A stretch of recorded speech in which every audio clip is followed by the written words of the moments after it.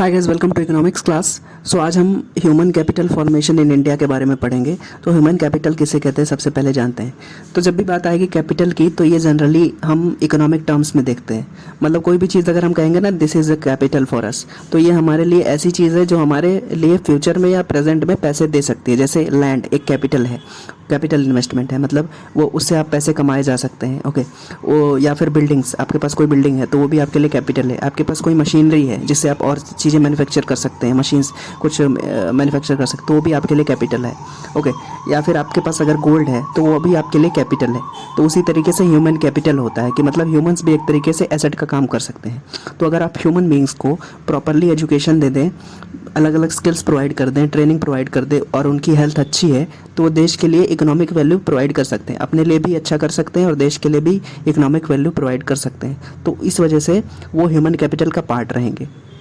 On the other hand अगर मान लेते कोई ऐसा ह्यूमन बीइंग है जो एजुकेटेड भी नहीं है अच्छा, या फिर उसके पास स्किल्स नहीं है, या फिर अगर उसके पास स्किल्स हैं वो एजुकेटेड है लेकिन वो हेल्दी नहीं है, अच्छे से काम नहीं कर सकता है, तो वो भी अच्छे से अपने इकोनॉमिक पोटेंशियल को रियलाइज़ नहीं कर सकता, जो अपने कैलिबर को पूरी तरीके से रीच नहीं कर सकता और इकोनॉमी में भी उतना अच्छा कंट्रीब्यूट नहीं कर सकता। तो वो ह्यूमन कैपिटल का पार्ट नहीं रहेगा, क्योंकि वो मतलब वो पूरी तरीके से फिट नहीं है।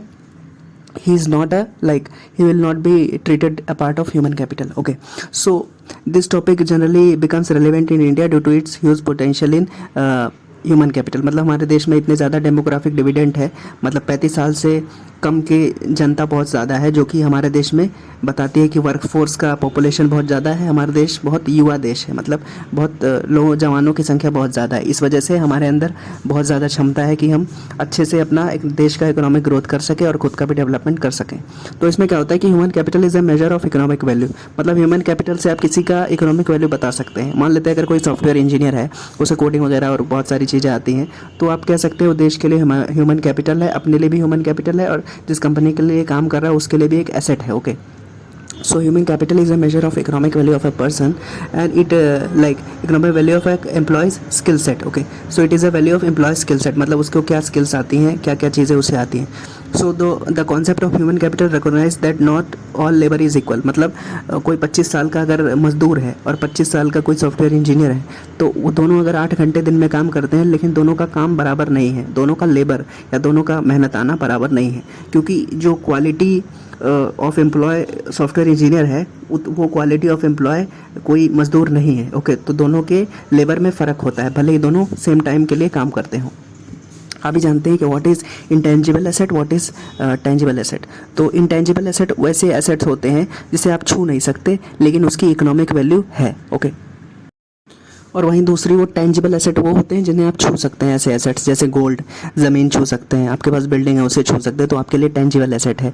वो आपको पैसे तो देगी लेकिन वो टेंजिबल है, आप उसे छू सकते हैं। इंटेंजिबल मतलब ऐसी इकोनॉमिक वैल्यू प्रोवाइड करने वाली चीज़ जैसे आप छू नहीं सकते, वो आपके लिए एसेट है। जैसे human capital is a part of intangible asset, मतलब intangible assets of individuals that can be use to create economic value for the individuals. Okay, their employees etcetera comprise the human capital. तो human capital actually होता क्या है? तो human capital it includes knowledge, जैसे मैंने बताया, knowledge, skill base of human beings, their health that can't be touched but can be often represented bye legal document. मतलब human capital को आप टच नहीं कर सकते क्योंकि वो एक इंटेंजिबल एसेट है, लेकिन आप वो it can be represented by legal document. मतलब अगर कोई सॉफ्टवेयर इंजीनियर है तो वो अपनी डिग्री से दिखा सकता है या अपनी सर्टिफिकेट से दिखा सकता है कि मैं जो रिप्रेजेंट करेगी कि he is a part of human capital, जो कि एक तरीके से लीगल डॉक्यूमेंट है और उसके स्किल सेट का एक तरीके से आइडेंटिटी कार्ड है। ओके, अभी जानते हैं व्हाट इज़ फिजिकल कैपिटल। तो फिजिकल कैपिटल में जनरली ऐसी चीज़ें आती हैं जिन्हें आप छू सकते हैं, फिजिकली देख सकते हैं और वो एक तरीके से आपको पैसे प्रोवाइड करेंगी, वो भी एक पार्ट ऑफ कैपिटल है। ओके, मतलब वो भी एक तरीके से इन्वेस्टमेंट है। तो फिजिकल कैपिटल में क्या क्या सी चीज़ें आएंगी, जैसे tools, machinery which is used for production. Okay, so it allows businesses to maintain liquidity while growing operations. मतलब फिजिकल कैपिटल वो है जो आपको बिजनेस ऑपरेशंस करने में मदद करे। जैसे आपके पास कोई बिल्डिंग है तो उसके अंदर आप काम करा सकते हैं, तो it is a part of physical capital. या फिर आपके पास कोई मशीनरी है या कोई असेंबली लाइन है जिससे आप कार मैन्युफैक्चर कर सकते हैं, तो वो भी पार्ट ऑफ फिजिकल कैपिटल रहेगा। ओके, तो physical capital can be recorded on a balance sheet like an asset. मतलब वो भी आप एक एसेट की तरह दिखा सकते हैं, वो आप कागजात के थ्रू दिखा सकते हैं। वो फिजिकल कैपिटल का पार्ट होगा। जैसे ज़मीन, उसके आप ज़मीन के कागज़ दिखा सकते हैं ना, तो that is part of physical capital. Okay, so human capital considers the health and education as a means of increasing the labour productivity. मतलब किसी का अगर हेल्थ अच्छी है, कोई प्रॉपरली एजुकेटेड है, उसके पास स्किल्स है, तो अच्छी लेबर प्रोडक्टिविटी दिखा सकता है, लेबर प्रोडक्टिविटी उसकी अच्छी रहेगी। Okay, so human development is based on the idea that